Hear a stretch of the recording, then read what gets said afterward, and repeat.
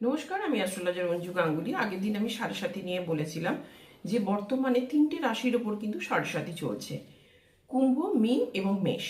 এবং প্রত্যেকটি সাড়ে সাথী অর্থাৎ 7.5 বছর, 7.5 বছর অর্থাৎ তিনটে পর্যায়ে কিন্তু সাড়ে সাথী প্রভাব দেখা যায়। প্রথম পর্যায়, দ্বিতীয় পর্যায় এবং তৃতীয় পর্যায়। প্রথম পর্যায়ে 2.5 বছর, দ্বিতীয় পর্যায়ে 2.5 এবং তৃতীয়তে 2.5।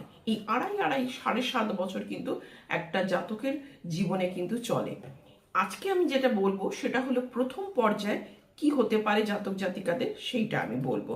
প্রথম পর্যায়ে কিন্তু দেখা যায় যে জাতক জাতিকাদের মধ্যে মা বাবা এবং গুরুজনদের নিকট ব্যক্তিত্বের থেকে কিন্তু অশুভ প্রভাব দেখা যায় এবং বাবার বিপত্তি, গুরুজন হানি, শারীরিক সমস্যা, দুর্ঘটনা এগুলো কিন্তু প্রথম পর্যায়ে দেখা যায়।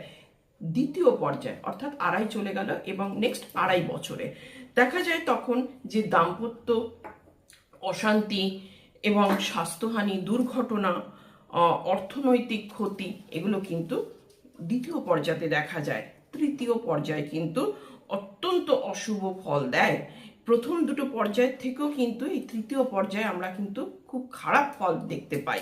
কি হয় না, সন্তান হানিও কিন্তু এই সময় দেখা যায়।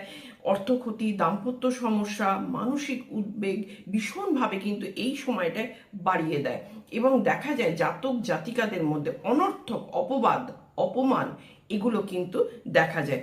এবং এই সময় জাতক এবং জাতিকাদের সাড়ে সাথী চলাকালীন অবশ্যই কিন্তু শনির পূজা পাঠ করা দরকার এবং আগেও বলেছি জলে কালো তিল ফেলে স্নান করা এবং শনি মন্দিরে কালো তিল এবং সর্ষের তেল সমেত প্রদীপ জ্বালানো এগুলো কিন্তু করতে হবে। আশা করি বোঝাতে পারলাম।